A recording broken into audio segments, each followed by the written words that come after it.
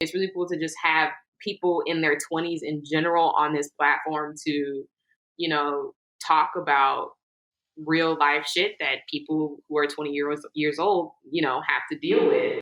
Yes. Thank you guys again for tuning in to ISD and School Detention. Today is Monday, February 22nd. Thank you guys for tuning in. I'm your host, Devonn. And I'm Pierce. I thought you were going to hold it for longer. I was ready. Oh. Do you want me to? It's up to you if you want to. I'm not going to force you to do anything you don't want to do.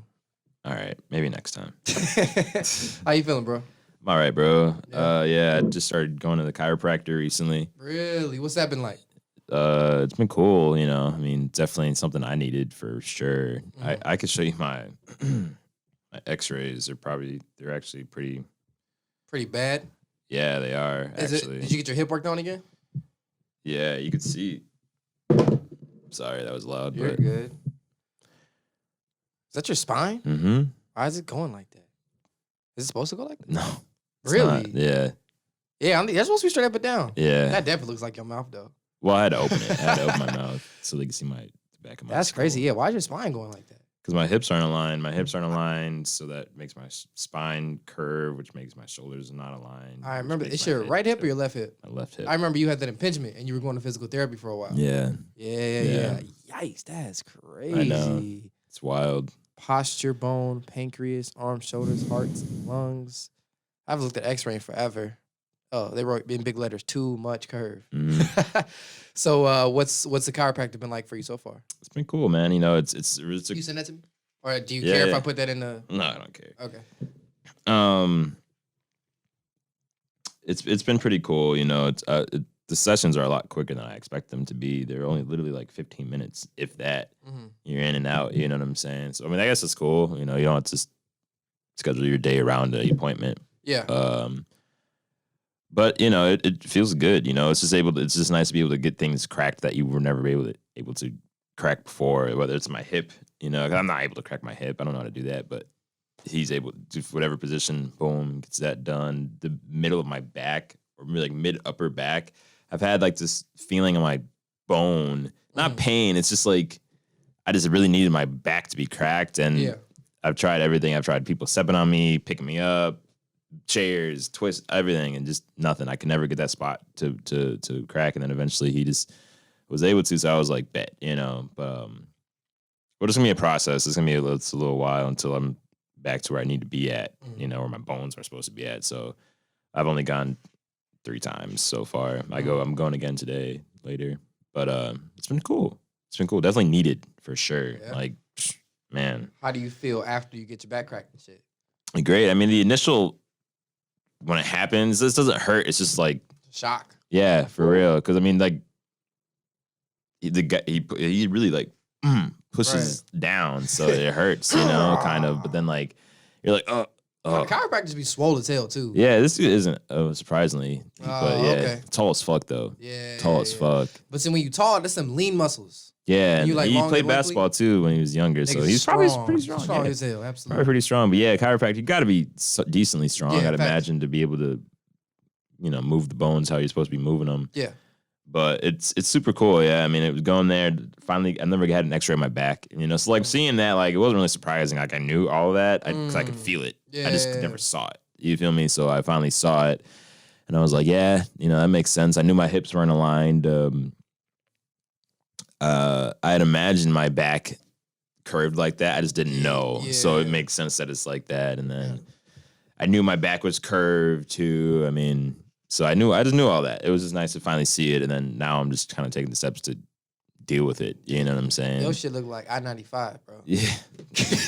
I mean, you're not wrong, bro. Like it really is wild seeing that. Just thinking like seeing that picture, then you're like, man, I really was living like that. Yeah, living like that, lifting like that, playing sports like that. You know what I'm saying? So it's surprising that I wasn't in more pain than I was. Because it looks like an old person's back.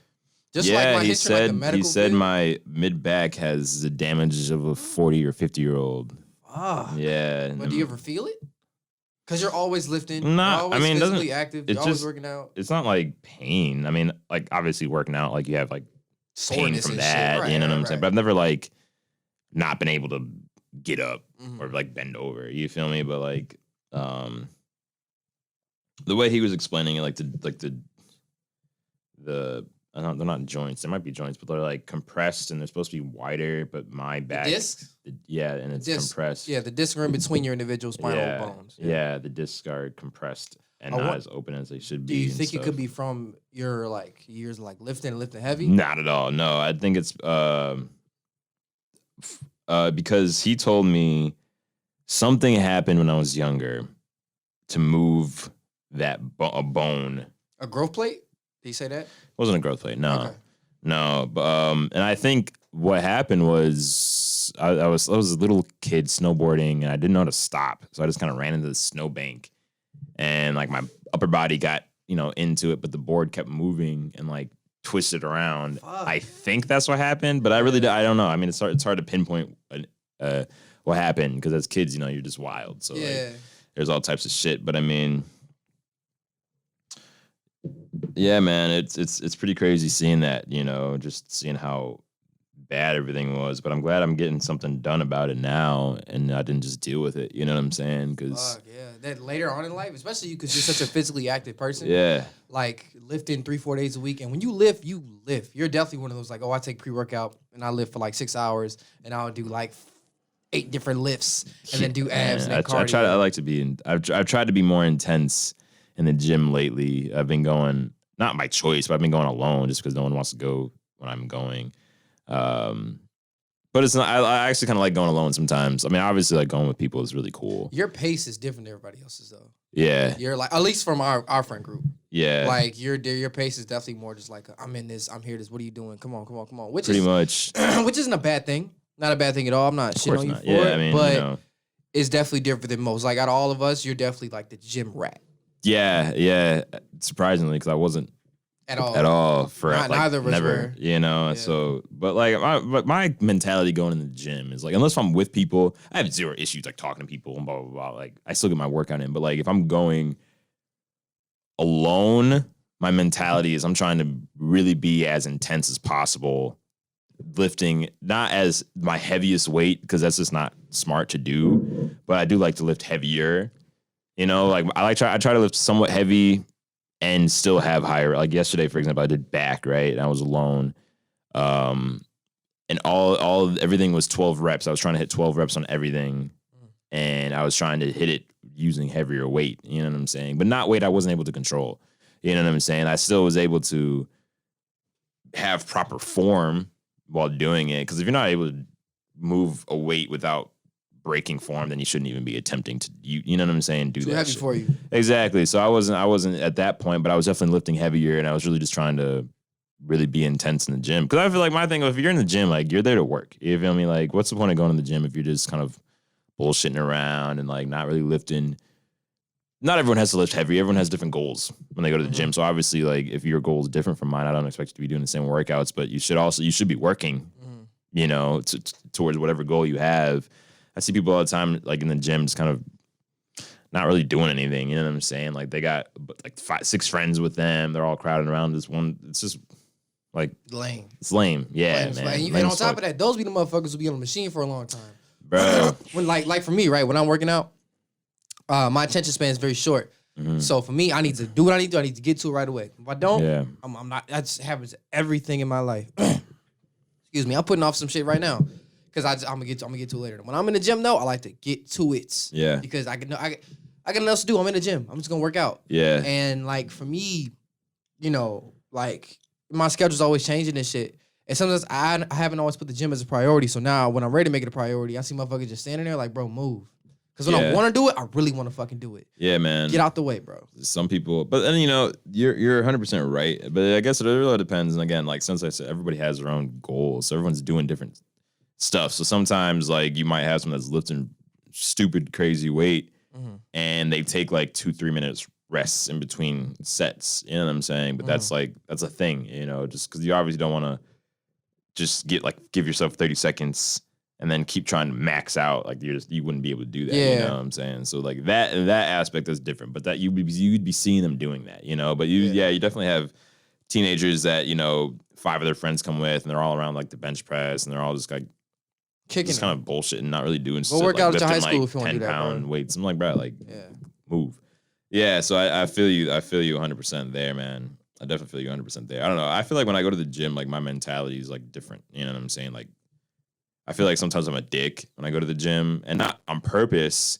You feel me? But like, if I'm with people and like they're like, it's their turn to go and they're not going, I'm like, That bro, pisses you off. yeah, I'm like, bro, go. You know what I'm saying? Like, yeah, it is a little bit of annoying sometimes, just because I just know what I'm there for. You know what I'm saying? And so sometimes it's like, but I also know people who I can bring along, and they're just gonna match me, or at least my energy. You know, when I'm in there, and they're gonna work.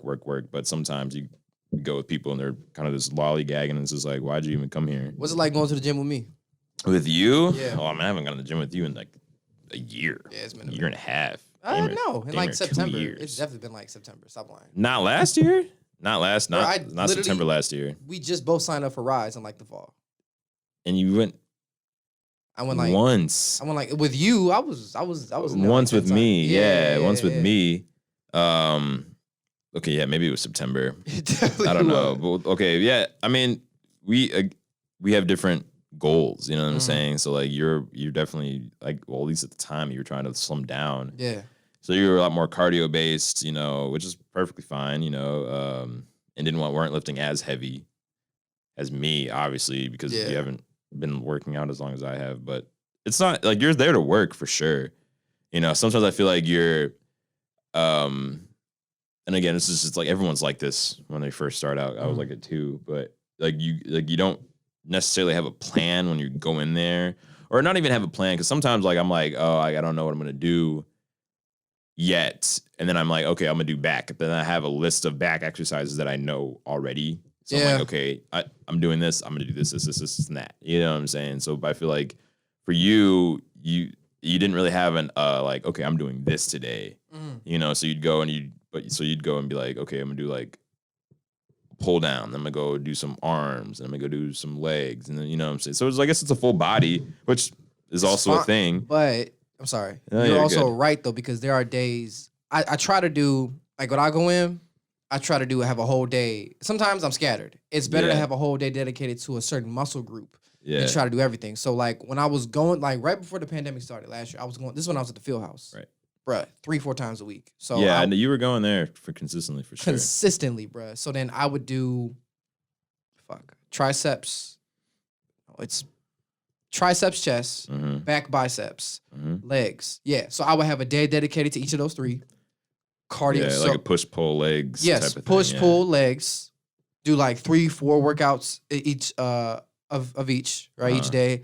Do cardio and then do cardio every day too. So I'll get up, go ride the bike for like maybe 30 minutes, get me on like shit, I don't know, maybe like 10, 15 miles in.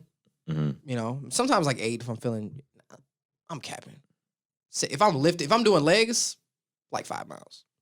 Yeah, bro. I'm not. Fuck that. I'm not but I like the bike a lot. I like the bike a lot. Yeah. So I be on that shit. Yeah, I know. So but then if it's a day where I'm doing like upper body or anything, I'll do a little bit more than like 5 miles. So then I'll do cardio first, 3-4 lifts later, and then you were telling me about this, but I know I wasn't very good at it. I try to go squeeze in some abs.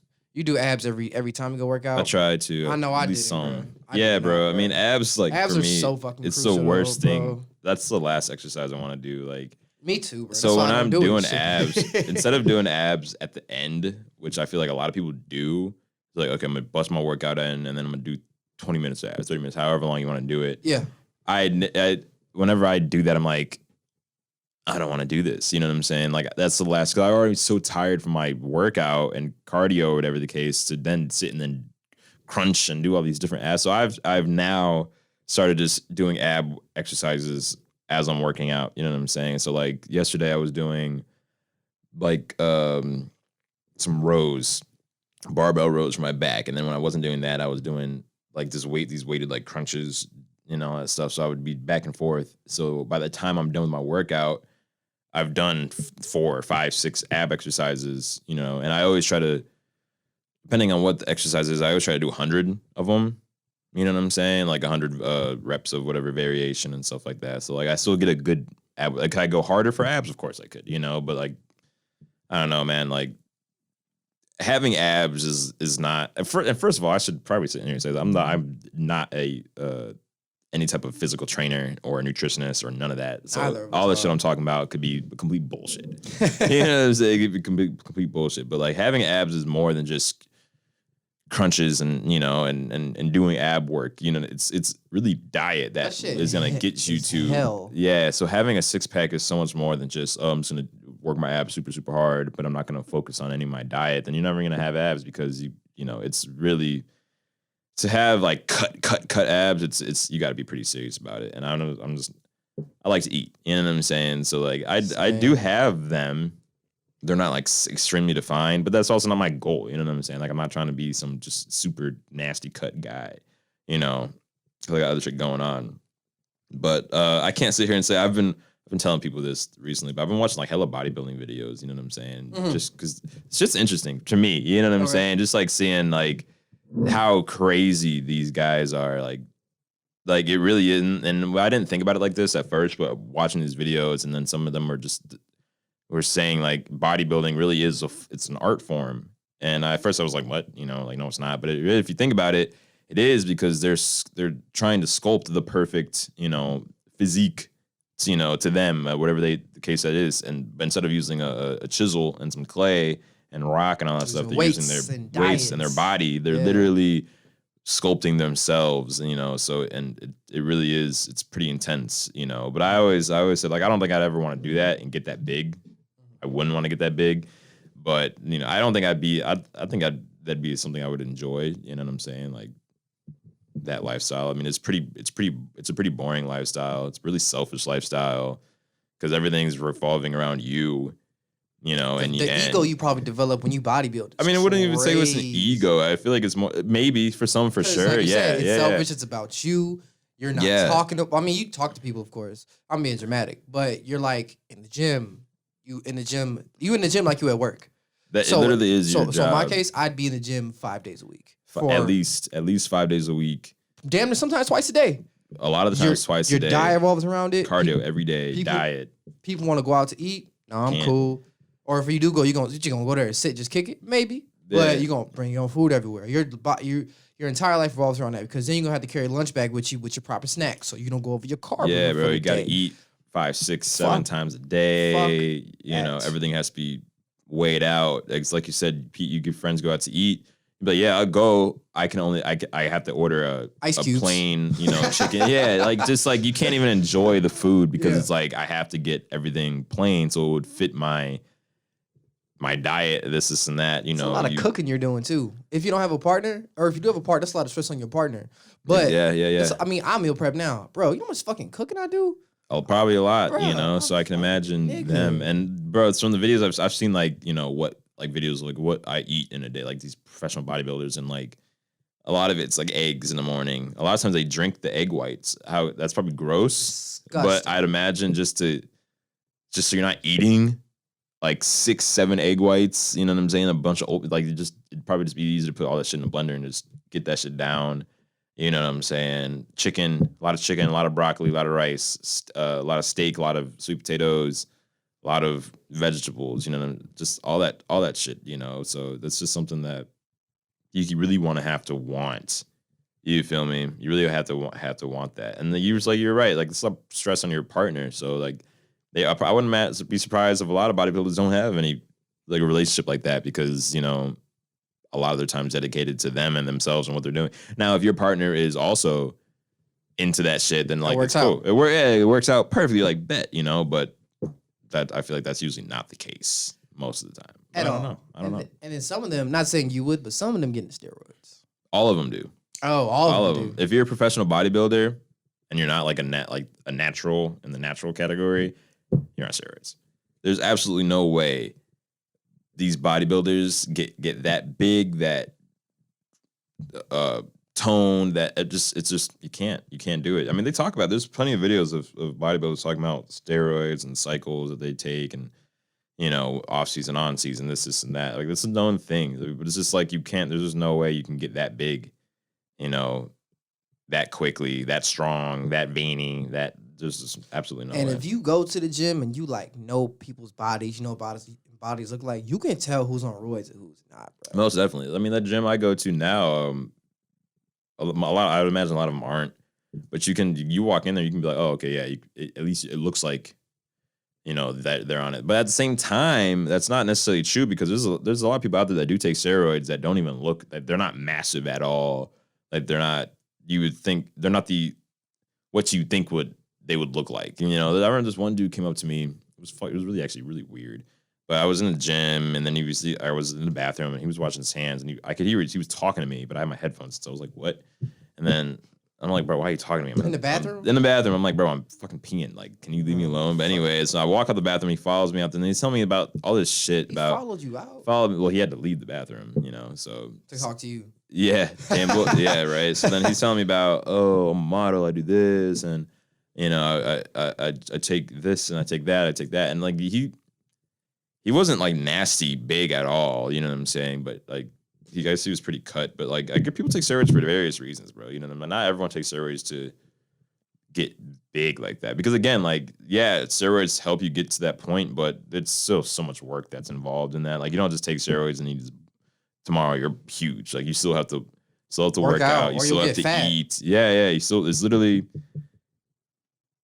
you still have to be on that bodybuilder lifestyle, eating the right things, waking up at the right times, working out, doing this, doing that. And steroids just kind of help the results. Yeah. But if you're not putting in the work, the results are not going to be there, And I think that's a big misconception a lot of people have when it comes to steroids. It's just like, I'm just going to take them and get big. It's like, no. Like Popeye spinach or some shit like that. Exactly. That's not at all. Not at all. A lot of the times it's pretty bad. And I guess, I guess it just makes sense. I didn't know about this, but a lot of people like commit suicide when they stop taking steroids and stuff like that. Like, because you take steroids, because I was thinking about it, I was like, it kind of makes sense. Like, imagine you take one cycle. You're like, I'm just gonna take one cycle just to see what I can do. And then you get pretty cut big and you're muscular as fuck, right? How are you just gonna stop taking them? Like, okay, I'm done. And then you're just gonna go right back to where you were before. Everyone's gonna be like, what happened to you? Like, oh, wow, you're not going to look as good. You're not going to feel as good. You're not going to be as strong. You're not, so I can imagine that's like a pretty depressing thing to see when you get off of it, so, but it's wild, bro. It's really something you want. You have to want it in your life. You have to have that mentality, it's not for everybody. I mean, that's any professional sport though, like to really be a pro in any physical sport, you got to make that shit your life. Yeah, like that literally has to be your life. You know what I'm saying? And same thing with bodybuilding, man. So. I feel like also with anything you want to be your something, you kind of have to make it your life. Yeah. It's not even just sports. I mean, because if you're in school to be a doctor, being a doctor is your life. I hope it would be. Being a basketball player, you hooping from like to your child up until if you make it to the pros. You know what I'm saying? So you just whatever you gotta do, you gotta put your all into it. Artists, everything. So, but I feel like some things have. You got to know what you getting into versus the pros and cons of it. Definitely. Like, if you before you take steroids, you should know, like, damn, I may experience this. I may experience this. If you're a guy, I think, no, for women, it makes their breasts smaller. And for guys, it shrinks their testicles, right? I believe so. Something like that. Something like that. So you pretty much, you got to be prepared for what's you can't just, like, there's so much that, like, and there's videos on YouTube if people want to do it. There's videos on YouTube that people talk about it, but, like, I know if like the bodybuilders I've watched, like a lot of them get blood work done consistently just to make sure that they're so good. Like a lot of people get them prescribed. Like there's all types of things out there, and like I take this for this, and then I take this to combat the effects of that. So there's like a bunch. It's just a lot you got to fucking take, bro. Which is why I'm just I couldn't do it, But I guess there is a healthy way of doing it, But still, yeah, you got to understand the risks that come with that, And one thing, my biggest thing is like, and I'd imagine this isn't like everybody that does take steroids, and I'd imagine it's probably if you're doing it wrong, but like the anger, That's just roid rage and shit like that, bro. Like, bro, it's just like I just wouldn't. I don't know. I feel like is it worth it, But again, like I'd imagine that's like if you're not being safe about it, because I'd imagine like.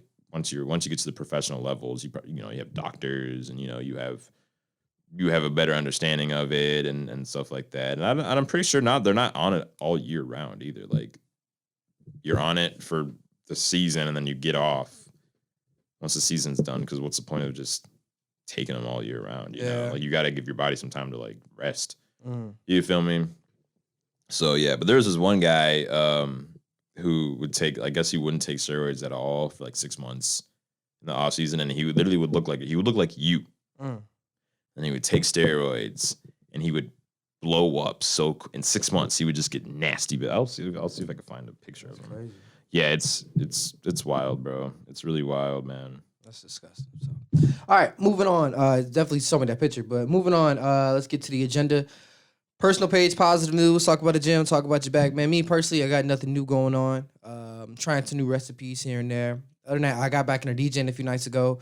That was pretty good. Actually, bro, I do got some news. I'm actually budgeting for the first time. Yeah. Because before it was just, money in, money out, money in, money out. Nah, building a budget. Someone's been helping me with that, so I appreciate that. Actually sitting down and dividing my money up, because especially when you're older and you feel like, goddamn, where the fuck is my money going? I'm paying these bills. I do this. Nah, like this will help you actually sit down and budget out your money properly. So I'm kind of excited for it, because I definitely felt like as an adult, like, where the fuck is my money going? What the fuck is really going on? I'm paying rent, and I know you don't pay rent right now, but it's like, yo, like I'm paying rent here, and I'm doing this, and I got to pay this bill, and I got to pay this, and I want to do this, I want to do that. It's like, yeah, it's fuck? Like, damn, like, do I got enough? Right? Am I just poor? Like, you know what I'm saying? Is life just too expensive? So it's different kind of shit like that that'll kind of make you be like, damn, you know, what am I really doing? And it makes life feel kind of impossible to conquer. But if you come at it with a plan and you figure out what you want to do ahead of time, budgeting definitely helps, man. Shout out to my partner for putting me on. Most definitely, bro. I mean, that's one thing I really need to work on. Like, I've made a budget, but it's hard to stick to a budget, bro. You know, but like,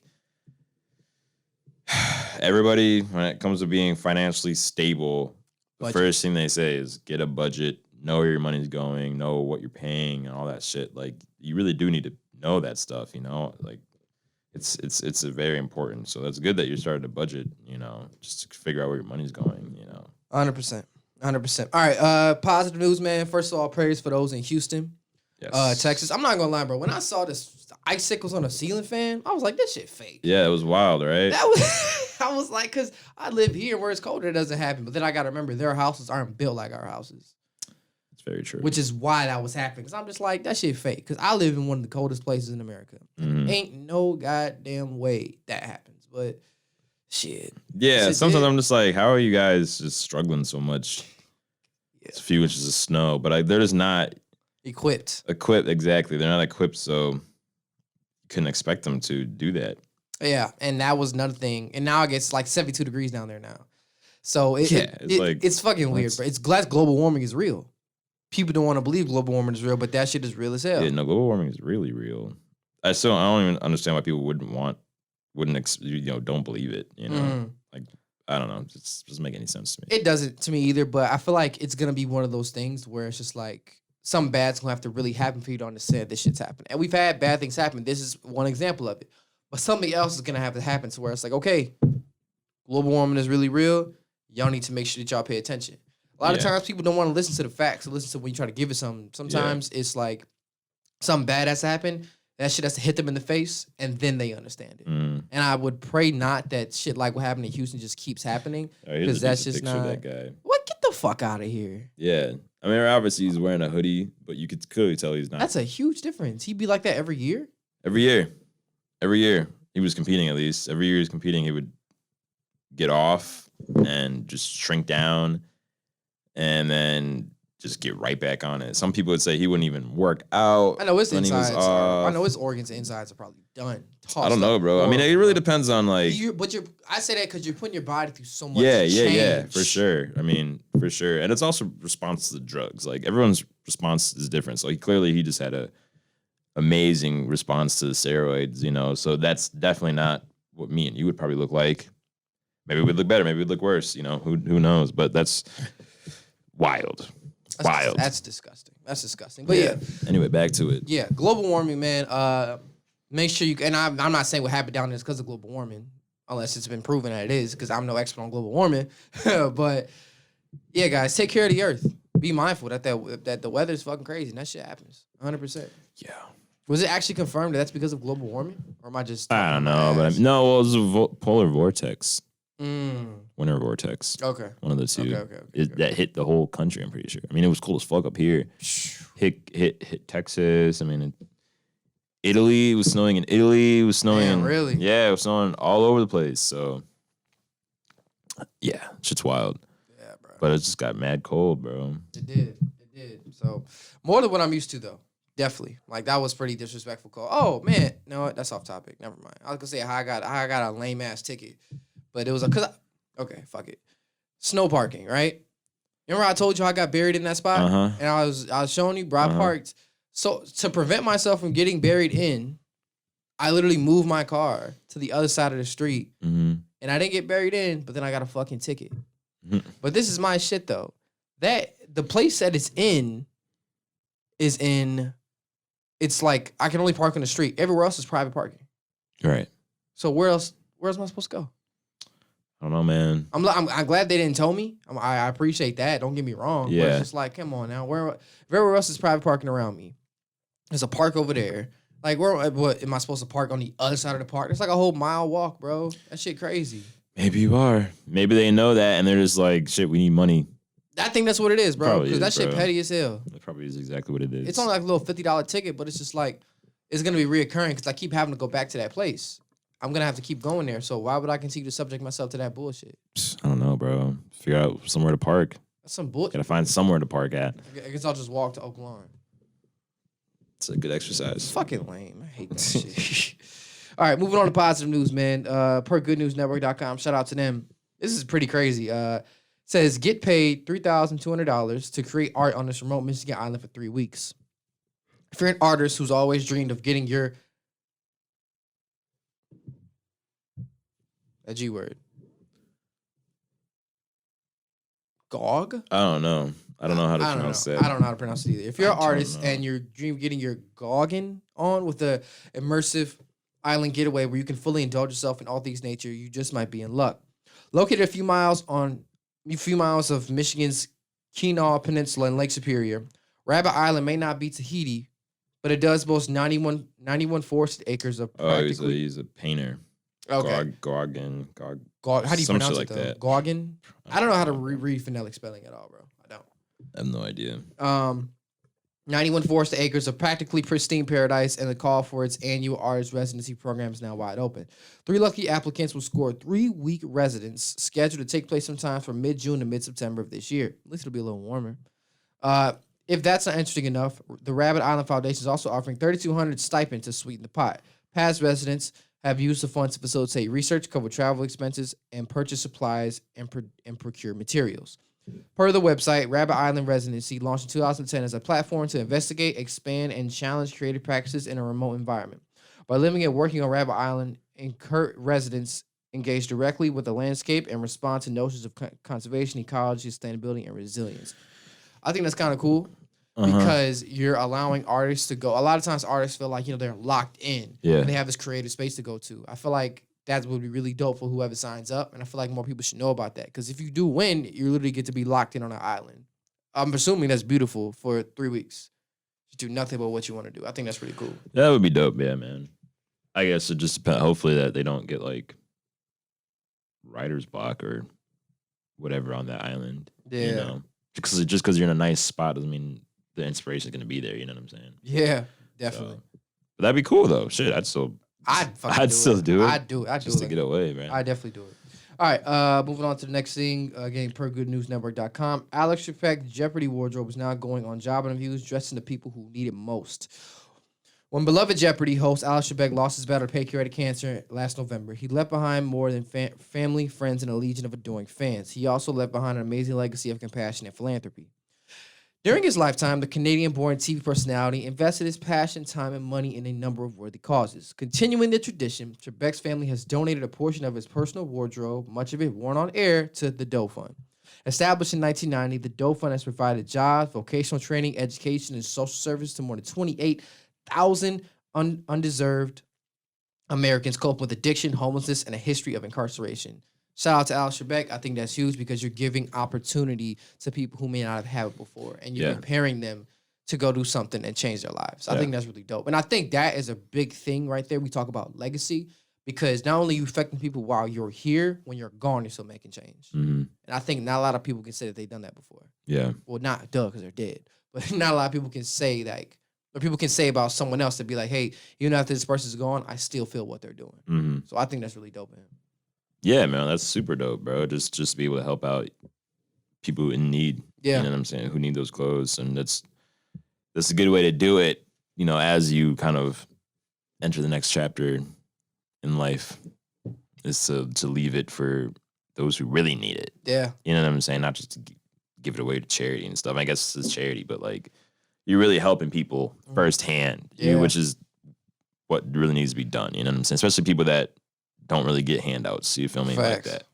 Now, in your memory, if you could think of what's been your favorite act of philanthropy you've seen so far in your lifetime? My favorite is LeBron opening a school. I don't even know, man. I wish you would have asked me this before I came here, so I could like. It just came to me just now. I don't know. I mean, the LeBron school was big.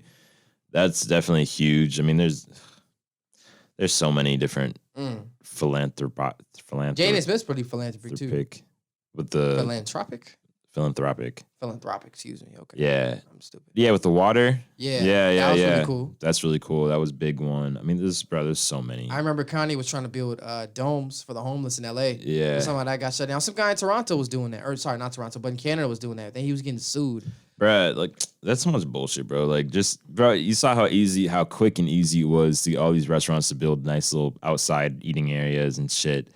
But you can't get the government to even leave a park bench for the homeless to sleep on. It's wild how mistreated homeless people are out here, man. Even if it's their fault that they're in this predicament, you feel me? Why would you not try to help them get out of it? But clearly, society doesn't really give a fuck about homeless people. Yeah, unfortunately, completely. I agree. Yeah, I agree. All right, you got anything else on personal pages? Positive news? No. All right, I don't. Music. From here on out, Gold Haze. Fire. Yeah. Great album, guys. We had a really dope, in-depth conversation with Gold Haze. You guys can find that on our YouTube channel and all podcast it's like 3 hours long. 3.5. Was it? It was a long ass. Oh, it was long. I thought it was like 2. Might have been 2. It was definitely longer 2. than an hour and a half for sure. Definitely. I think it was 3. I'm pretty sure it was 3 hours. I'm not gonna lie to you. There's only 2 parts to it. Let me see. Hour, and it's only 2 hours 8 minutes. 2 hours and 8 minutes. I remember that. 2 hours long.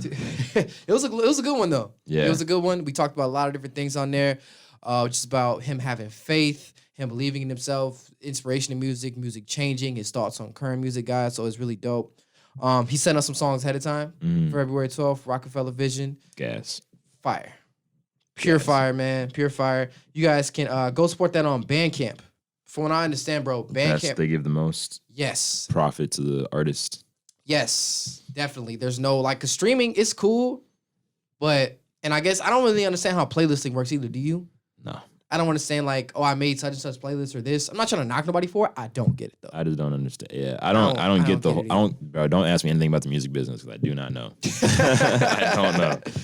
It's complicated. This shit changes all the time, bro. Yeah. It's so weird, but my favorite tracks off there. That On My Way Jodeci is pretty crazy. Miami Q featuring Flex is raw, and Move with Grace is pretty good too.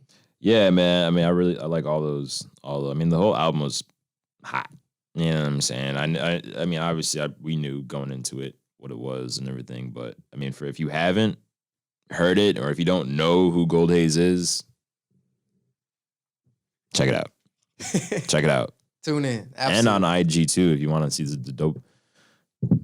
The beat videos, yeah, and on Twitter, IG, Twitter, Twitter, the whole thing, bro. He's really, really making a name for himself. One of my favorite part about Gold Haze is the transparency. A lot of times we don't get to see into artists' process. Yeah. So the fact we're seeing him cook these beats up and it's in process, I think it's really dope. Yeah, man. A lot of times, I know, just even me just trying to start producing, you obviously have people that you're I like their beats, and you try to go online, YouTube, whatever, and just kind of see the process.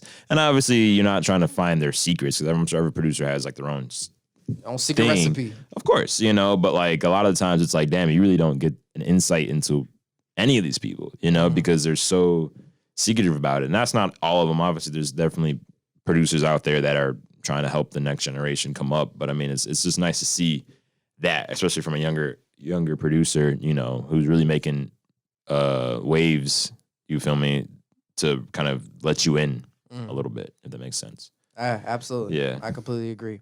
All right, next thing I listened to was Judas and the Black Messiah. I've not finished that album yet, but so far it's been pretty good. I am, let's see, out of 22 songs. God damn, wow. I am 15 in. I'm at Last Man Standing on Polo G. All been pretty good, but actually I heard an artist on here I never heard of before. You ever heard of White Dave?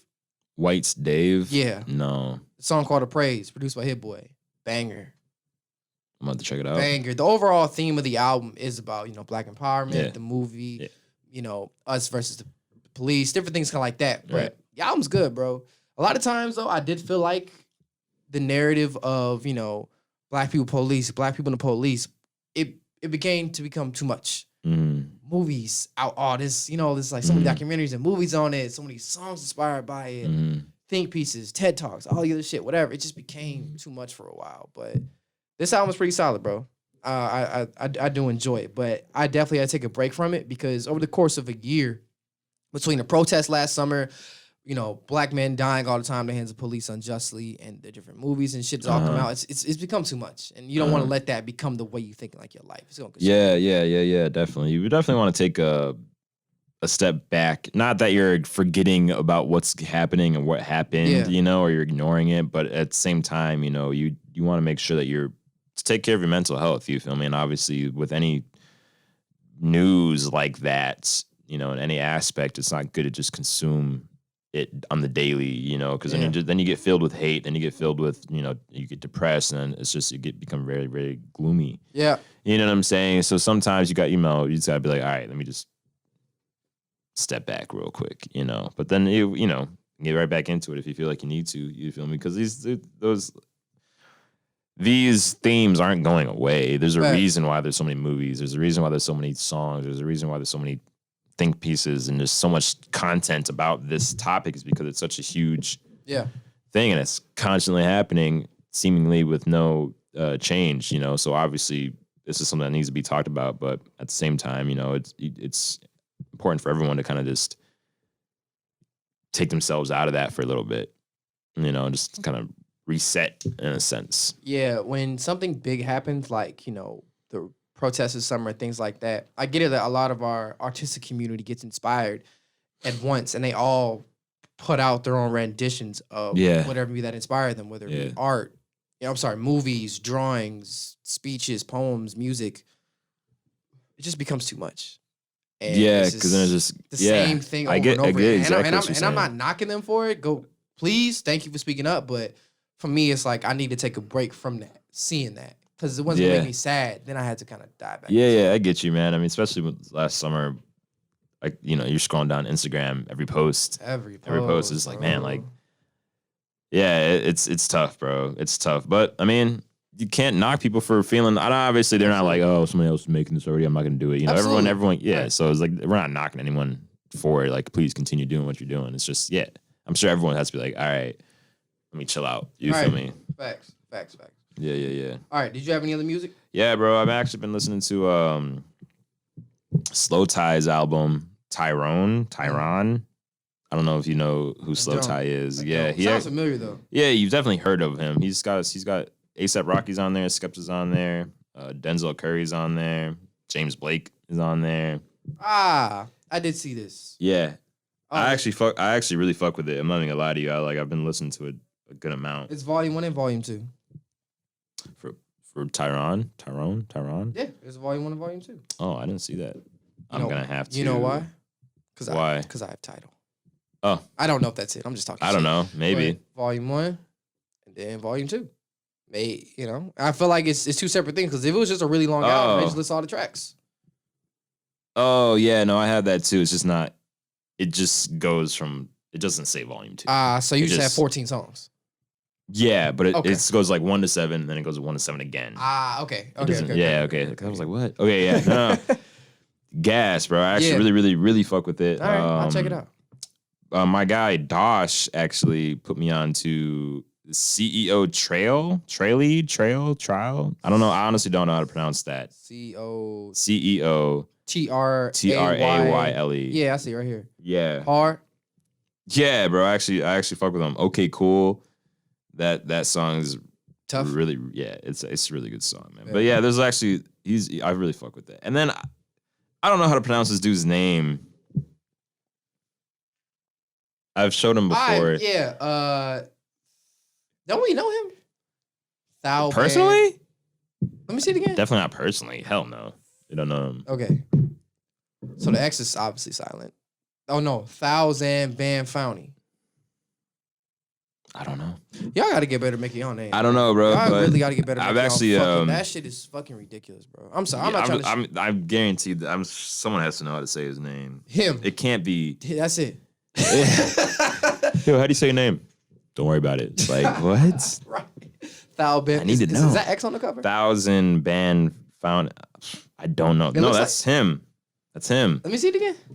Obviously, this is like not really him. That's like a painting. Yeah. And shit, Oh, do you see why I think it looks like X though? Yeah, I can see it. But I've actually liked the last couple albums this dude's dropped. You know, for whatever reason, I just really fuck with the vibe of it. But I was listening to this. It's good. It's good, you know. So I've been listening to that. Time of My Life is the album that I'm talking about. Other than that, I don't know. Jeffrey dropped another called The Night Is Young 2. Best rapper in the motherfucking game. Hardest rapper out, bro. I don't know Jeffrey. I want him on the show. That'd be wild. That'd be wild. I want to reach out. I kind of want to get him on. But yo, you trying to come on the show, man? You can talk about whatever you want to talk about. You can reach out though. I'm not reaching out though. Oh yeah, I'll try it. Bro. I'll try it. He probably wouldn't fuck with me for whatever reason, but bro, I don't know. Hard though. Yeah, he's dope, bro. He's hard though. He's dope. I mean, the shit he talks about is just like what? Ridiculous. But I mean, yeah. I really do fuck with it though because he doesn't give a fuck, and I actually really like that. Time of My Life, Thou Been Found. Is it rap or is it just like? It's yeah, no, it's rap. It's rap. It's hip hop. All right. Hip-hop. Oh, and then Smoke Perp dropped one little EP, Psycho. Hard. Yeah, I like Smoke Perp a lot actually for some whatever reason, you know. Like I know he came in with like Lil Pump and all that stuff, but he's definitely separated himself from that at this point. You know, he just sounds nice. I just like the sound. And then he was also on Revenge of the Dreamers. He was. Surprisingly, because I was not expecting. He was on Costa Rica. Yeah, I was not expecting him to be. He did his thing. And I was like, oh, shit. I didn't expect Young Nudy to be on the album either. I was not expecting Young Nudy. He was on like 2 songs. He was on 2 songs. He had his own song with J. Cole, which I was like. It was Sunset. Yeah. He was on Down Bad and Sunset. He did his thing though too. But yeah, Young Nudy's dope hard, though. He definitely is.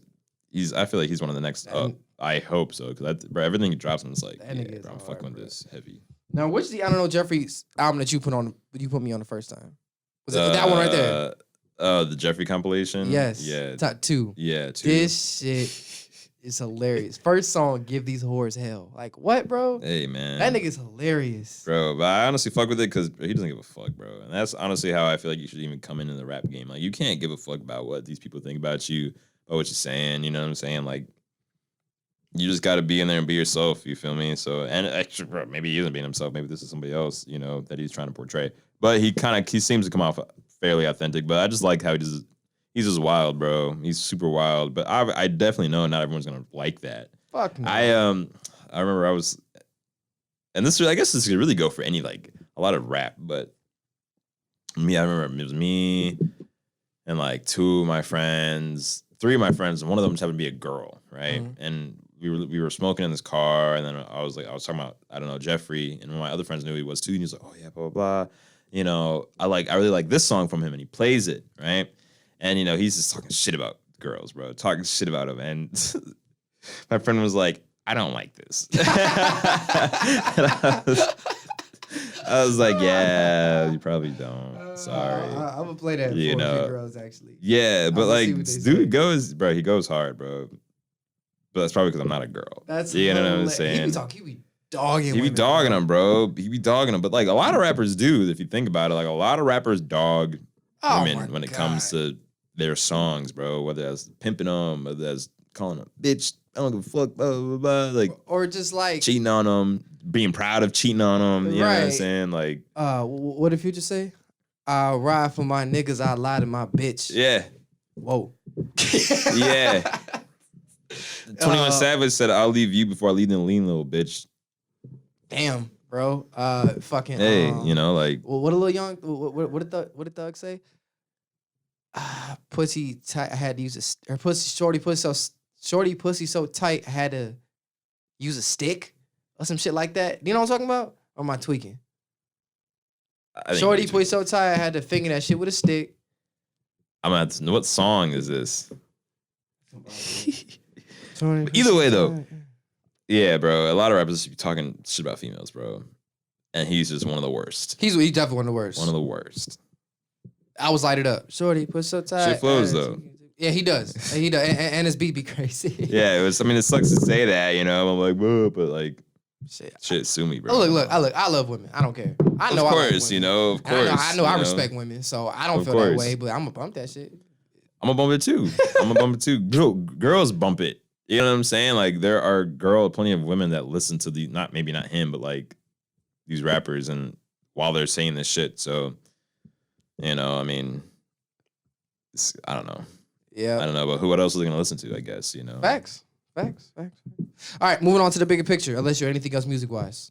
Nah, bro. Bigger picture, man. Something that really definitely stuck out to me was Cam Newton versus the Camper. Did you see the video? Yeah, I saw that video. So for context, Cam Newton I believe he was hosting this camp. I thought it was I saw it was a 7-on-7. He was there. Yeah, he was there. It was a 7-on-7 camp, and this dude, I think it was low-key staged. Because maybe the guy was recording him, and then the guy started like talking shit like right next to him. Maybe they were friends. He looks at Cam Newton, and he calls him ass. Yeah. That shit made me mad, bro. Because I'm just like, you get the opportunity to see one of, like, a generational talent. Mm-hmm. Like, legendary. Yeah. It's fucking legendary. Cam Newton is gracing you with his presence, bro. Mm-hmm. Coming at this camp. 7-on-7. And you got the nerve to be going around calling him ass. And then going to talk crazy shit to him. Like, you about to be poor. First of all, stupid. No, he's not. Stop it. He's fucking rich. Stupid. He's about to be rich. Yeah. One, so like, no, he is rich. So what are you talking about? Yeah. And say, oh, you're going to be a free agent. This goes to show you that, one, how young and dumb people can be. Of course. He was a kid, of course. So we can't be too hard on him. But, bro, that was dumb and ungrateful. Mm-hmm. That was really dumb, really ungrateful. It's something that could really shoot you in the foot later on, because people gonna know him forever as that dude that was talking shit to Cam Newton. Yeah, and also he made an apology about it. He did. I don't know if you saw it, but camera was recording. You know, so obviously when the camera turns on, everyone has to has to turn up. You know, go viral. But I guarantee if the camera wasn't on, he probably wouldn't have been saying half that shit. You know, but even doesn't matter. Cam Newton, Nick Foles, doesn't matter, bro. Like Mitch Trubisky, doesn't matter.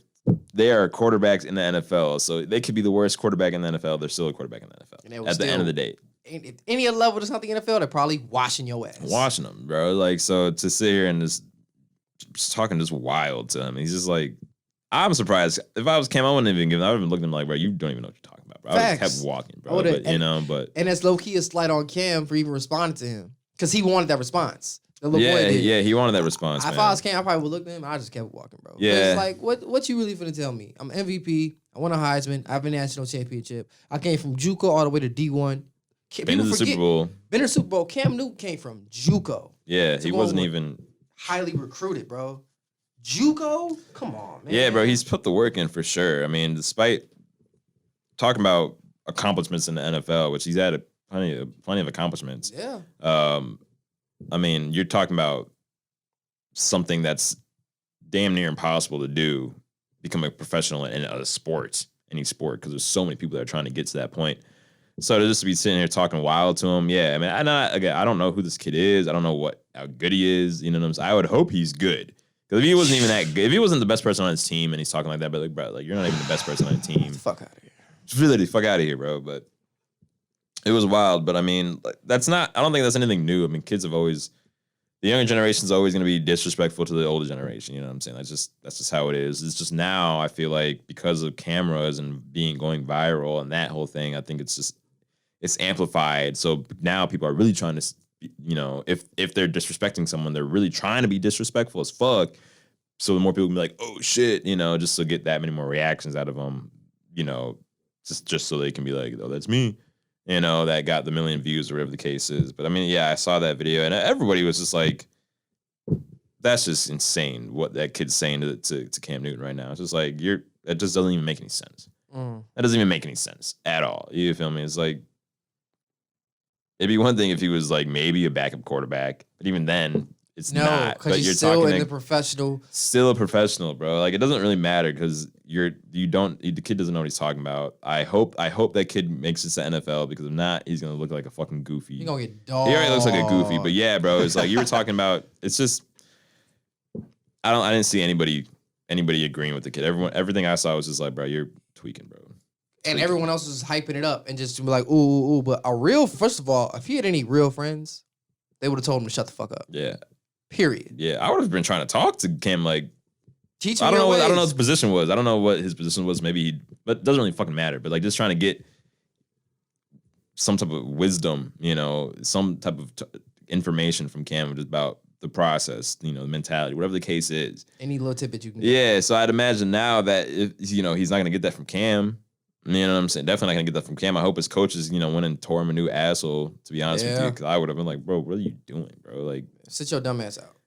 Damn near, bro. I'd have been like, yeah, you're gonna have to sit out this game. What do you mean? Like, shut the fuck up, bro. My thing is, you can have all the talent in the world, but if you don't know how to act, you know how to behave yourself, you know how the amount of respect it takes, and you can't do anything in life. And I feel like at that age, the most important thing about coaching to me is building up men or women, whichever. But it's building them as a person. Because as a sports coach, you know, not only are you the person that's developing them for whatever sport that they're doing, you're also helping them become better people because there's life lessons within sports. Yeah. And I feel like that young man that was talking shit to Cam Newton definitely learned a life lesson in this instance. So maybe this had to happen. Yeah, he definitely learned a lesson for sure. He definitely learned a lesson, but it's just like, I wonder where that younger generation gets this lack of respect from. Generation is going to be disrespectful to the old generation. You know, every generation thinks that they're smarter than the old generation. Every generation thinks they're better. They're just all around better than the last. So they're going to be disrespectful. You know, like I said, it just wasn't recorded. You feel me? It just wasn't recorded when they were being disrespectful. So now that it's being recorded and it, you know, and with the whole social media and going viral and shit, like now it's like, okay, now I'm going to be 10 times as extra, you know, to really get on, I guess. You feel me? So I don't know. I'm not gonna assume that his parents aren't good parents. Facts, you know? Like, we don't know that I have no idea at all. You know, so I'm not gonna blame him. You know, but at the same time, he could have great parents. But you know how kids get when they're getting around their friends. You know what I'm saying? Like you know, it's like, oh shit, my parents aren't here. Like I'm with my boys. Blah blah blah. Yeah, I'm gonna act a fool. You know what I'm saying? Because you're around your boys. You feel me? Like everybody's done that. I don't care what you say. Everyone's done that. And, you know, acting a fool can mean plenty of different things. I'm not saying, like, you're fucking stealing cars and shit. You know what I'm saying? But you're definitely not going to act like you would around your parents, you know? So that's probably that probably played into it. You know, he probably had his friends, you know, laughing with him. So that played into it. Then it doesn't help that Cam responded to him, you know? So now he's like, all right, now I know I'm under your skin. So, you know, it's just a bunch of stupid shit. But, yeah, bro, he was really out of pocket for that, bro. And I think everybody realizes that. He realizes that, you know? But hopefully that doesn't hurt his time in the future. But you're right 100%. And like I feel like you can be the most talented person in the world in something, but if you're an asshole, no one's gonna want to work with you. And if the second most talented person in that same field is really easy to get along with, everyone likes them, I guarantee more people are gonna want to work with that person over you. Just because they're just more enjoyable to be around. You know what I'm saying? They don't treat people like shit. You feel me? So that's a huge thing. Unless they're just that great. Yeah, unless they're that great, you know. And the thing is, like, I guess for sports it's different because there's multiple positions, there's multiple people on teams. You know, like, so, like, yeah, Michael Jordan could have been a fucking asshole. That's not the whole Chicago Bulls thing. You know what I'm saying? I guess it'd be different if I'm talking about, like, tennis. Yeah, golf. Yeah. You know what I'm saying? Where it's like a single person thing. Mm-hmm. You feel me? But yeah, man, like talent only takes you so far, bro. You can't just be extremely talented to the point where it overtakes how you treat people. Yeah, you can't nobody tell you. No one's gonna want to see you. You know what I'm saying? Like imagine if I went up to go like see like for example, if Kid Cudi, everybody knows I'm a huge Cudi fan. Like if I went up finally met him, and I wouldn't be all OC about it, but if I was just like, oh, like what's up, blah blah, and he was just an absolute dick to me, just asshole. I'd be like, damn, bro, like I don't even want to listen to your music anymore. Like I don't even want to go see this and that. Like you really just kind of were really mean type shit. You feel me? And everyone has bad days, So I don't know what could have been going on, but I mean, it definitely changes the way people see you, good or not. You know what I'm saying? Like, you can't just be assholes to everybody, just because you're that guy. That and in that guy's defense, it's also like you can't be on all the time either. Of course not. I think some of that is up to fate. Like because as a professional athlete, Cam has probably received so much different kind of heckling and shit before, especially this year going to New England and you're washed and the Panthers cut you and all sort of shit. Like there's all different kind of shit like that going on all the time. So he's heard it before, and I'm sure some people be like, "Oh, I'm just gonna ignore it." I don't know what made him respond to this kid this time. I'm sure there have been times before where he's been heckled and just ignored them. Maybe I wouldn't be surprised if the kid was talking all day, blah blah blah blah, talking, and then it just happened to be recorded this time. You know what I'm saying? Because I ain't gonna lie, if I was like Michael Jordan's done this plenty of times. You at my camp, you gonna talk shit to me? But you can't. Football is you can't one-on-one on football. That's true. That's fair. You know what I'm saying? Like, and they probably weren't even in the same position. So what am I gonna do? I'm gonna go. Like, what are you gonna do? For at least for Mikey, you'd be like, all right, come out here. Right. Plus, like Cam is like 6'8". Yeah, he's literally LeBron in pads. Versus like basically this little kid is like a little kid. So that's different. But for the sake of just if I would find a way. Okay, so that's a bad example. But like, I get what you're saying though. Yes, like Michael Jordan, for example, right? We talking shit at his camp.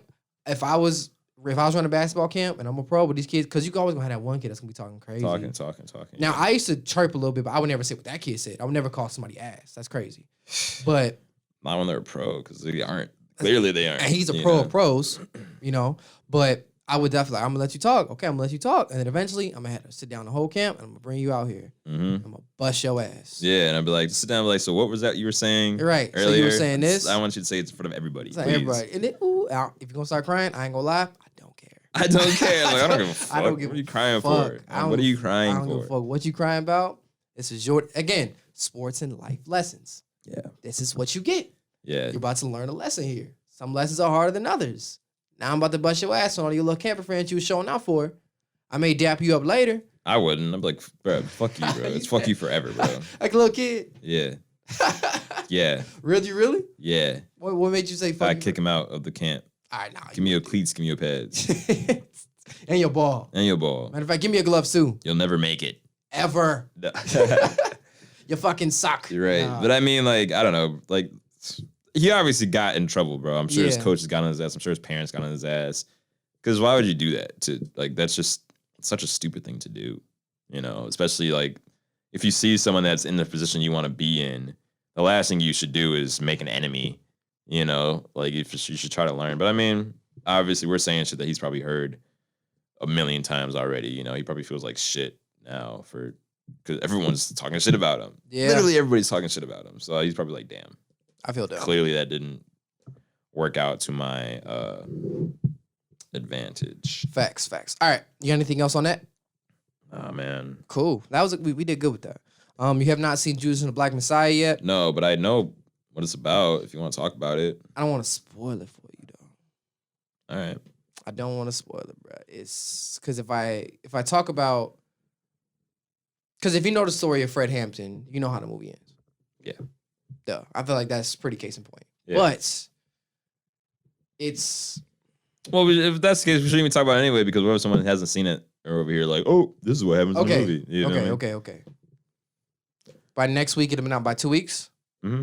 So next week... We can talk about it next week. If they haven't seen it... Next Monday. If they haven't seen it by next Monday, they popped. Yeah. It's going to be coming out. But that means you got to see it. Yeah, I'll see the movie. I've just been doing shit this week. So I don't your back crack and shit. Worry about your health. That did sound weird. That sounded weird, but yeah, bro. I've been busy, man. For sure. All right, we'll move on from that. NASA Rover, it landed. Yes, that's for 7 months. It traveled for 7 months. I think. Shit, bro, that's crazy. Don't quote me on that. That's quite a long time. Do you have any thoughts on that? I mean, it's dope, for sure. I'm just glad that we're Excuse me, I'm just glad that we're back on our space shit. You feel me? Like, first of all, I think we should be so much further along in our space journey than we are as a human race, not just America, just as everybody. Like, I feel like we should be so much more advanced, but obviously, maybe we shouldn't be because I don't know enough about that. But it's just really cool that we got it to there. I mean, obviously, we already had the rover on there before. Mad old though. Mad old, and so it's a nice step in the right direction. I'm just curious. I just want to keep going. You feel me? Like I just want to keep. What else can we discover out in space? You know what I'm saying? What else is there to? Because there's so much shit to discover out there. There's so many planets, so many just pictures that need to be seen, videos that need to be taken. But it's awesome. It's awesome. I really wish I was more involved in like space and all that stuff and like you feel me? Because I feel like that's really cool, but it's just I just don't know nearly enough. Yeah. You know, to even step foot into that conversation. But Same. But I mean the concept of it and everything is really awe-inspiring to me. I feel like it just should be for everybody if you think about it. I mean, there's like if you look up in the sky and you're not like, damn, you know, like what are you looking at? Not you.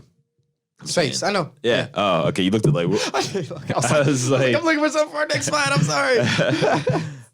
But yeah, bro, it's really cool. I'm just glad that we're back to it.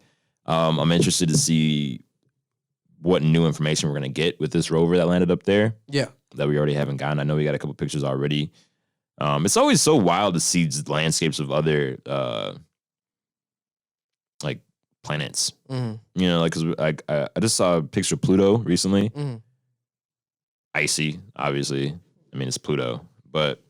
Like it's just to see. Like I think there's a picture of Mercury out there before the whatever landed got destroyed because nothing lasts up there. Mars. We've seen a couple pictures of Mars though at this point, right?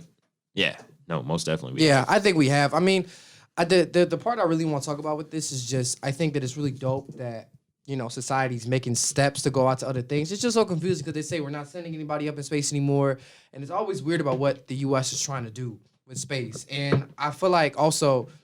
8 months. Sorry, it took 8 months. 8 months to get there. I don't know how many light years away that is, if that even measured in light years. But I want to talk about this because space, I feel like you can almost compare... 174 million kilometers. That's ridiculous. So it was traveling at 79,000 kilometers per hour. Fast. It took 8 months. I don't know how much that is in miles per hour, but I don't know. I think that when I think of space, I think of just imagination because it's endless, it goes on forever, and it seems like it changes all the time. Yeah, I feel like we don't know anything about space. We don't know shit about space, but yet there's just apparently it's forever, it's eternal. So it's just as much as we know. Yeah, I mean, where would the end be? What would the end look like? You know, yeah, like that's what I'm trying to get to. Like, is there like an end? Like, I remember watching. This is me being a nerd, but Marvel. There's like this place called the Source Wall. The Source Wall is like God. It's literally like this gold-plated wall. This is DC, not Marvel. I'm sorry. Superman flies up to this wall, and it's like this big wall full of just like yellow. It apparently like represents God and the all-being, the all-knowing. I don't know if that's real out there, but I definitely feel like I don't know because like, would this space ever stop? You know what I'm saying? Is God? Are we kind of like marbles? You know what I'm saying? Or like, you know, if God sees all of our universe on like a tray, he just like pick us up and set us different places. Is he monitoring this? If he like sneezes some shit, is it gonna be like earthquake or some shit? Like, you know what I'm saying? Who knows, man? I mean, there's so many questions about it. You know what I just thought about right now? Okay, so like, say you just said like, if God picks like our galaxy up, like, what if each galaxy had their own God? Yeah, it'd be wild. Okay, you were anime and Dragon Ball Super, which is the continuation from Dragon Ball Z. It's kind of like that. In this world, there's 12 different universes. And the guy's name is Zeno, which is Japanese, I believe, for like God. Yeah. Their God figure. There's ones for each individual universe. Right. You know what I'm saying? Oh God, no, wait, no. There's God. Damn it. Okay, sorry. There's the universe, and there's gods of destructions, and angels, and supreme God, and supreme Kais for every universe. There's 11 different universes, and then Zeno watches over all the universe. So each individual universe has its own God, but then there's another God above it. Yeah. So maybe there is something like that, but then are there a bunch of different... You know, there is, because another Zeno comes in for parallel universe. So I was like, what the fuck? So yeah, I mean, it's a lot. Bro. It's what. Oh, speaking of anime, so I just started watching Demon Slayer. Fire. I'm on episode like 15. That shit crazy, ain't it? It's great, bro. I was just like, man, the graphics are crazy, aren't they? It's a good show, bro. It's a good show. I've been up till like 3:30 in the morning watching episodes. I'm just like, I just keep watching. It's really fucking good. It's man. good. What I love about Demon Slayer is the fact that they have one. I mean, obviously, as time goes on, things get better. So the graphics in anime are changing, and I love the fact on like the attacks, whether it be fire or like the water power he uses. You get the water so in depth. The contrast is there. It's like a deep blue. It's cold, bro. They don't cut any quarters of animation at all. Some like Black Hole, for example, right? It's a decent anime. It's pretty good, but they have sometimes animation is just cheeks. Yeah. And if you look at some older anime, they reuse animation too. Like, like they reuse fight scenes. So you come back from a break, it'll be it'll be punching fists and kicking. Like I've been watching Yu Yu Hakusho. You can tell when they reuse animation. Yeah. And I'm not trying to hold to the standard of now because obviously that was back then. Yeah. 90s, early 2000s, but it's just like they take their time with it and they make sure that shit is right. Same thing with Dr. Stone. That shit is gorgeous. You ever watch Dr. Stone yet? Dr. Stone? Yes. No, I haven't. Fire. What it's about essentially is that they're all children. Of course, all the main characters in like high school. Of course. Yeah.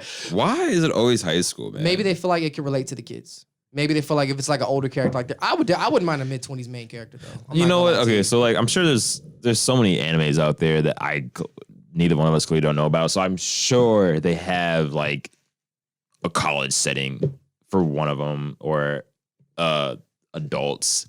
But every single one I've seen so far, high school, it's 13-year-olds going into freshman year. And I'm like, why? It's weird. I mean, it's whatever, because it's like, I still fuck with it, you know, but like, why and then age? Sometimes, like the clothes they're wearing and like, bro, I'm just like, these are 15-year-olds and I'm just seeing this. The one thing I always tell people about anime, I love it. The one thing I don't love, and I advise people before you start watching it, sometimes anime gets very sexualized. Very sexualized. The women in anime get very sexualized, and I don't know if that's a pull to get it to like Americans, but like every woman in there has big boobs and big butt. Yeah. It's just like okay, like when I was a kid, I was like, oh, that's so cool. Maybe that's why, but now I'm older, I'm just like, why is everybody have a big butt and big titties, and why is everything be so sexualized?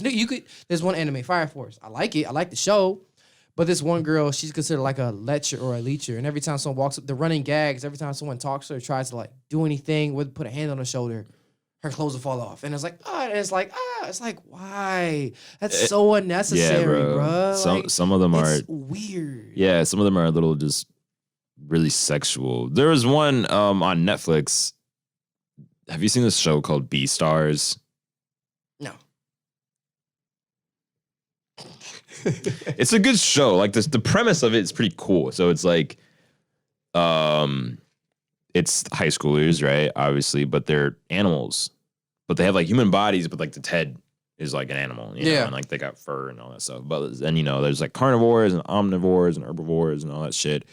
And like they all live in harmony. But there's like this underground like meat market where the carnivores can eat, animals because that's illegal in society, because otherwise carnivores would just be fucking everybody up and everything like that. But anyway, it's super sexual. And these are high school. First of all, these are animals. Second of all, these are high school animals. And third of all, you literally watch them just fuck damn near. They don't show it. That's disgusting. But I'm just like, there's been times I'm like, damn, like this is a good show. Then all of a sudden, like, they start having sex. I'm just like, I'm over it. Why? Yeah, like why am I watching this right now? Like, why is this even in the scene? Like, what's the point of this? But I don't know, bro. I don't know. I don't think it would be to get to Americans though. That wouldn't make any sense, because our shows aren't super sexual. Our cartoon shows aren't. You know what I'm saying? Like, if anything, they're under sexual. You know what I'm saying? So I don't know why they'd be like, oh, we need to make these super sexual so we get the Americans on board. Like, no, they've been making them super sexual from what I can see for a minute. Yeah. Before anime was even a thing over here. You feel me? So like, I think that's just how it is over there. But I do see every single anime I've watched so far, the women are always just, most of the time, like, are pretty like developed.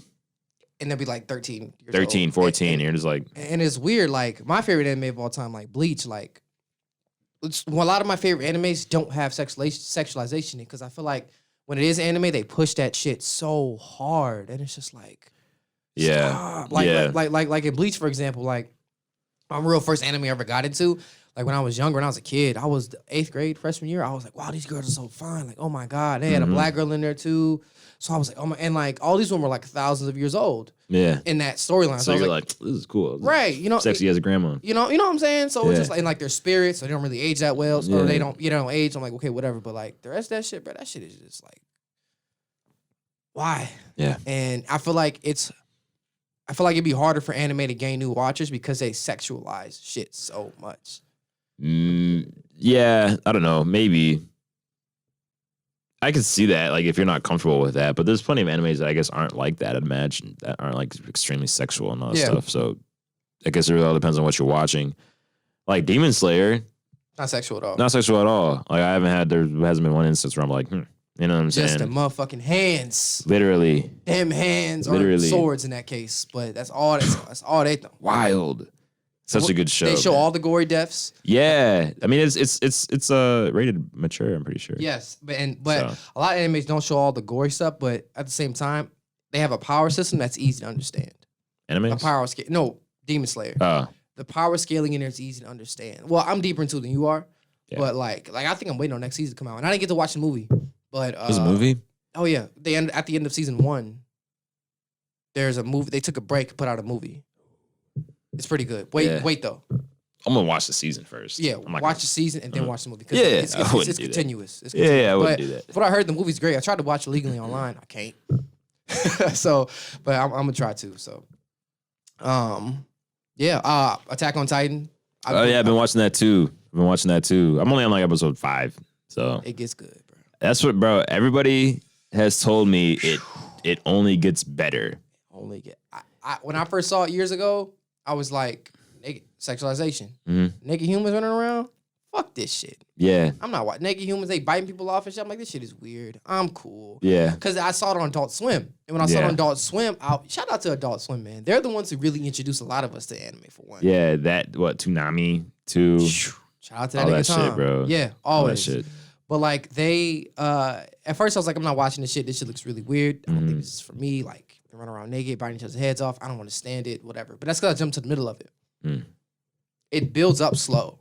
Yeah. But once it gets going, it's going. I mean, like I said, I'm like episode 4, 5, 6. Like, it's good already. I'm like, oh shit, so I can only imagine and like I said, every single person I've said that I'm watching this and they've already seen it, they're like, bro, like it gets so good.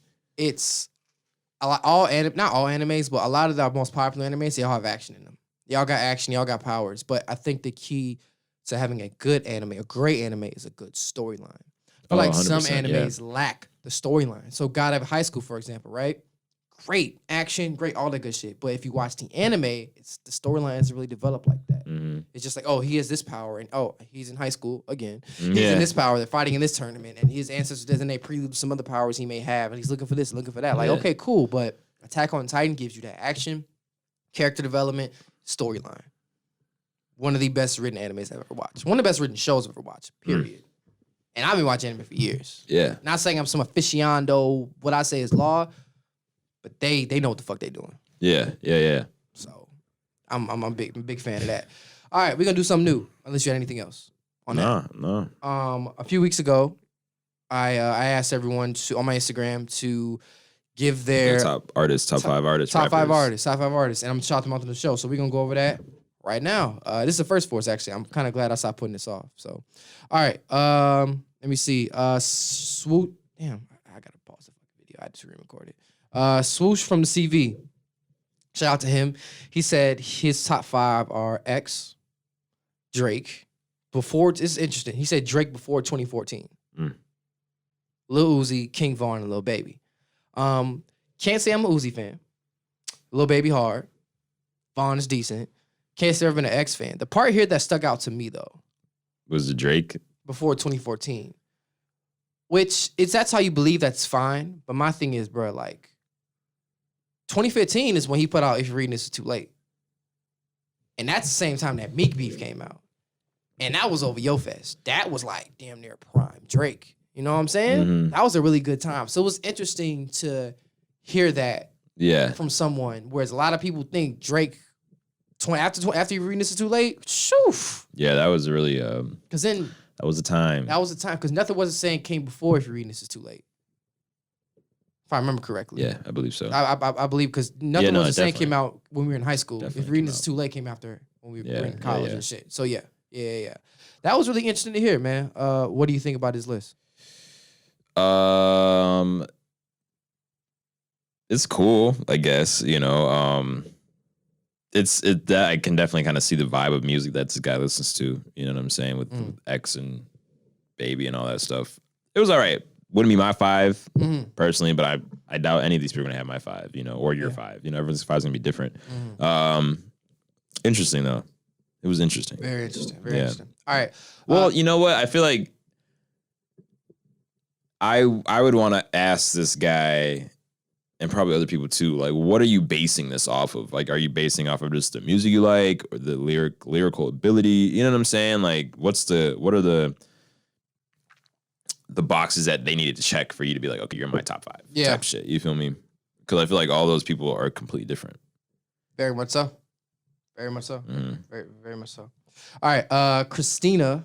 Shout out to her. She stays in Michigan. Her top 5 is this is a Chicago ass list though. Smino, Saba, No Name.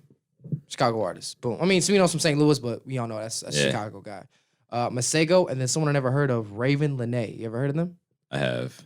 Or is that like rap, R&B? I don't know much about them. I've just heard of them. Yeah. That's a pretty solid list though. Smino and Saba, definitely. No Name is super fire. I feel like people forget about her rap talent sometimes because she's so focused on activism and, you know, her book club and things like that. So I feel like because people get away from that and the fact that, you know, she's like, oh, I don't like doing shows for white people and yada, yada, yada. That kind of thing kind of took away from that. But overall, No Name's got a crazy pen, bro. That's a dope-ass rapper. Yeah, she can rap her ass off. That's a dope-ass rapper. All right, shout out to my boy Zig Zane. He says J. Cole, J.I.D., Westside Boogie, Russ, and Joey Badass. The first 3 are actually in my top 5. I was going to say, is this you? The first 3 were in my top 5. Honorable mention to Saba, Mick Jenkins, and Sylvian LaQ. Yeah, I never heard of Sylvian LaQ before, though. I've heard. Don't ask me about it, though. Okay.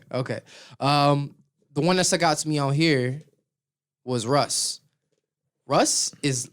He's not my top artist, but that motherfucker's talented, bro. Bro, have you heard... I mentioned this episodes ago.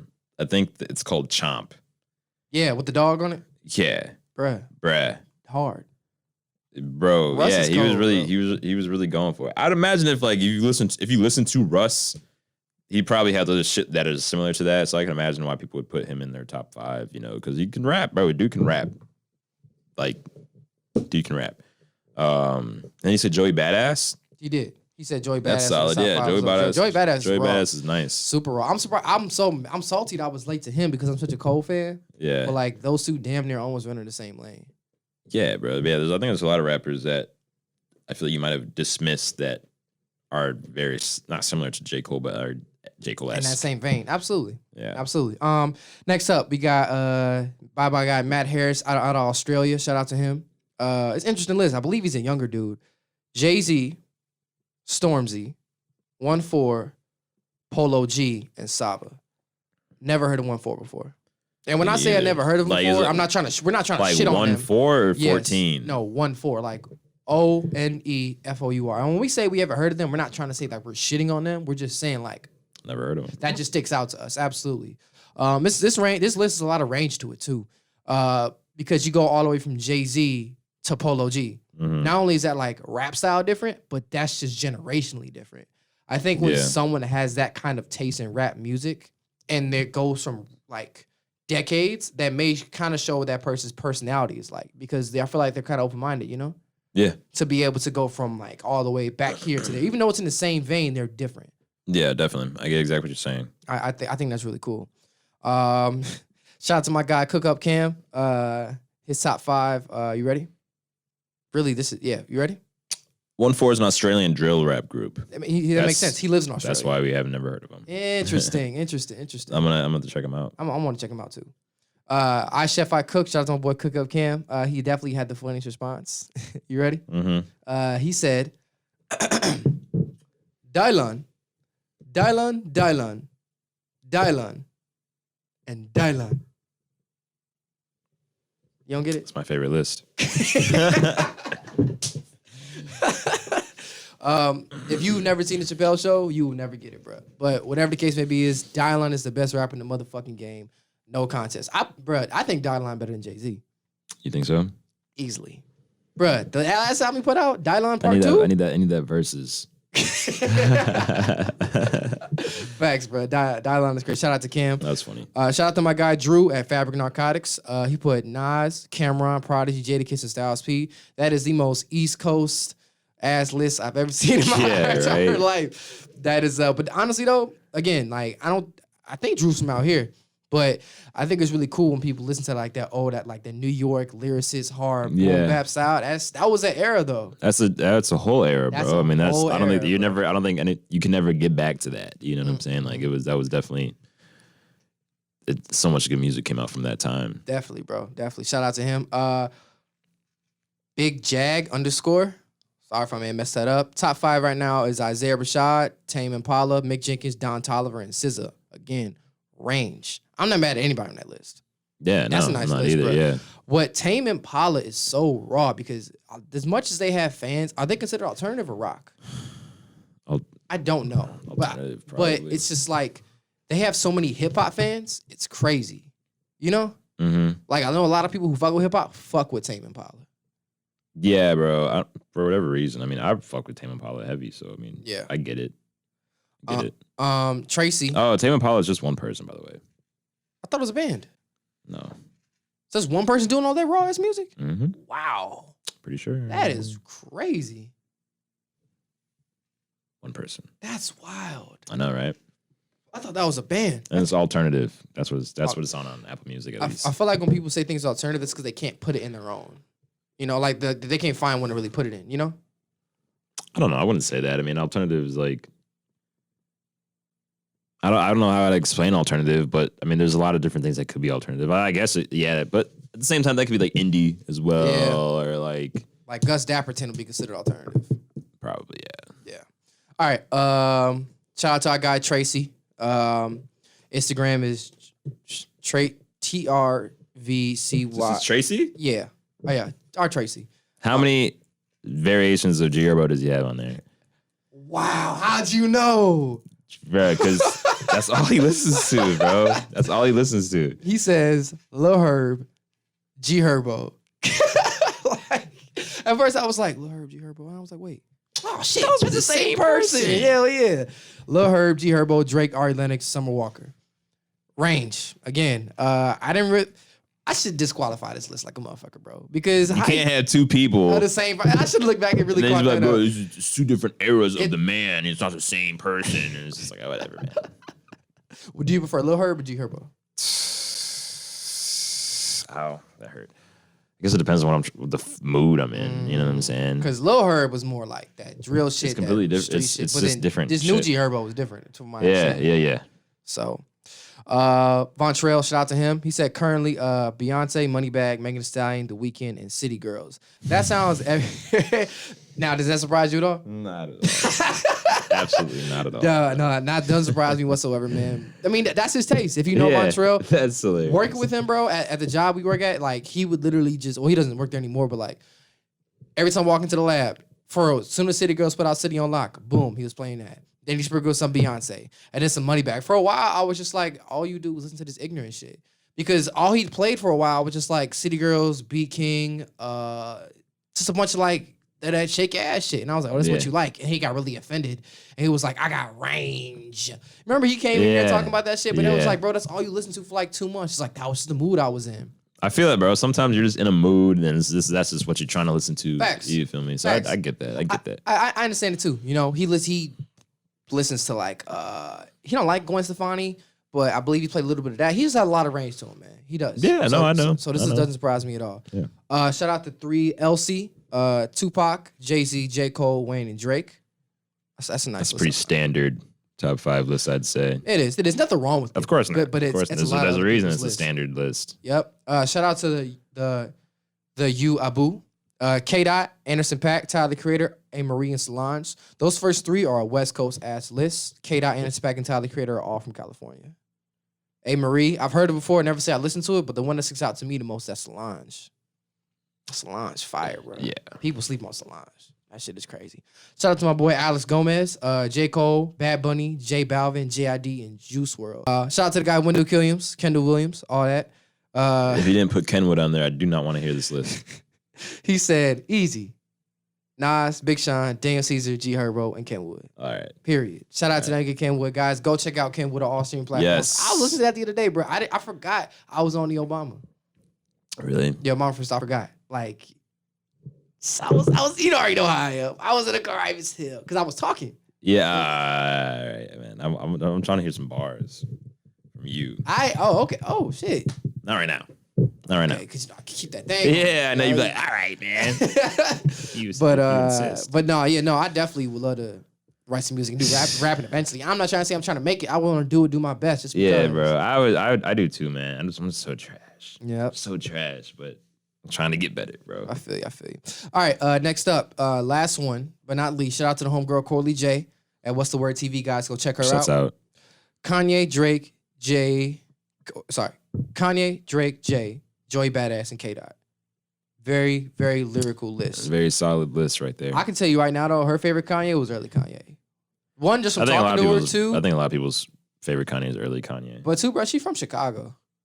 Oh, yeah. So a lot of people from Chicago, like, they love that early. Yeah. You can't tell them nothing about early Ye. Like, and that's why I feel like some of them take such offense to this newer Kanye, this different artistic direction, because I feel like they also fell in love with the earlier Kanye, the college dropout Kanye, versus like, the Jesus is King and No More Parties in LA, Yeah. It's a different feel to him. I feel, I could talk about Kanye all day long, but me too. I get it for sure. For sure. All right, I mean, that's all I got. If you got anything else. No, I don't. I don't think. Did you give him your top 5? I did. I can't think of a top 5. I'd have to sit and write it down. There's no way I can. I've worked on mine for a while. What's your top 5? It was it's Cole, JID, Westside Boogie, Amine. Why the fuck am I forgetting the fifth person? I always do this shit. Cole, JID, Westside Boogie, Amine. I'm forgetting a fifth. Oh, Code of the Friend. Oh yeah, that's my top 5. Yeah, I remember you telling me that. That's my top 5. Just like, I caught flack from some people. Well, what were your thoughts on it? For your list? Yeah, my top 5. I mean, it's fine. I just wasn't. I have nothing against Code of the Friend. I'm a fan of him. I just wouldn't expect someone to put him in their top 5. But I mean, I guess I can understand why. Yeah, he's nice for sure. And now my top 5 list isn't necessarily an objective or sub-objective top 5, where it's just like, these are top 5 people I feel like are in the game. Like, I feel like ain't nobody I rap in these 5. It's not necessarily that. Oh, yeah. It's more this is my... Of course. Because the flack I caught from this, bro, you have no clue. Like, people... Like, I know one person, he was hitting me. He was just like, JID... Mine, what you JID's a dog. Bro, first of that fucking nigga all, top bro. 5, bro. JID's a dog. 5, so clearly, dude doesn't know what he's talking about. Whoever you are. I'll tell you what we get done. But, please do, man. But he was like, JID, he kind of, I don't want to misquote him and say that he said he'd take Playboy Cardi over JID, but he was kind of saying, Playboy Cardi may be bigger than him. Let me go back and look at this. But in my opinion, bro, I really feel like JID That's wild. Top 5. JID is I haven't been disappointed with any JID I've heard so far. Here we go. This list got me fucked up. Top 5 what though? In what world is JID better than Kendrick or Drake? Shit, even Cardi. Carti or Cardi? Playboy. Carti Playboy. Can I see who this is? Yes. He probably wouldn't care. I was a little disappointed, I'm not gonna lie. I was like, but at the same time though, like, what? He's into, me and him often have different styles of, he not gonna care, Jordan, right? Yeah. Me and him have different styles of music that we're into. Like, I'm very Dreamville heavy. Yeah. And I love Dreamville. He's kind of like, on Dreamville. That's just like cold, which is fine. That's what you respect. But certain shit he's into, I'm just kind of like, about, like, he likes Cardi. I mean, I like Cardi too, I'm not taking Cardi over JID. He thinks like Cardi and like Uzi and it's like, you know, yada yada. I'm just like, he's okay. He's not a moment like Jordan has very like good taste. I'm not saying I know. Bullshit, but like, so he's like, you know, shit, even Cardi. So top 5 what? Favorite people I'm listening to right now, lyricists overall. Top 5 preference, he's better than Cardi, cut it out. But he doesn't pick better beats than Cardi, and overall the music he makes isn't that good in his opinion. So it's just his opinion on how he views things. You can't knock someone for their opinion, but I don't feel how I'm going to feel. I wonder how he feels about Whole Lotta Red. I forgot to ask him. Because... Did you like Whole Lotta Red? It's okay. It's not the hype. Not at all. not at all. It's not the hype whatsoever. Absolutely not. Absolutely not. It's not. And I just feel like because he's never really been my favorite, and I never really been to that kind of brand of music, I turned it on for a few seconds and I was just like, he got to, and I was like, I'm cool, bro. I mean, I don't know. It's not, Cardi's definitely not someone you listen to for lyrics. It's not. I'm telling you that right now. It's so not. You're in there for looking for lyrics, turn it off. And I understand that. And I don't go to him looking for lyrics. He's more of a vibe where it's like he's a feeling. And the way Jordan explained it is there's a lot of Playboi Carti songs that you could turn on and you can't tell when people start to feel better. You know, emotions that people start to jump around and like feel good. You know, like at a party, he comes on, it's up after that point instantly. Yeah, which I get. I get that completely. And I like some artists like that too. But I'm just not a Cardi fan, bro. Hey, no, that's cool. That's cool. Not a but back to JID. JID is definitely top 5 for me. Yeah, bro, I really like JID a lot. Like, I feel like nobody's really fucking with his pen. His flow is different. I've heard him on different kinds of beats. That song he did with Conway. You don't talk about range. Dude has a song with J. Cole and has a song with Conway. Yeah, man. That's pretty wide. And has a song with Mariba as well. And he's on the Spillage Village album, like harmonized singing. Bro, yeah, no, dude's cold, bro. You don't gotta tell me, man. You don't gotta convince me, bro. You know what I'm saying? So, JID. West Side Boogie is crazy because, like, his album,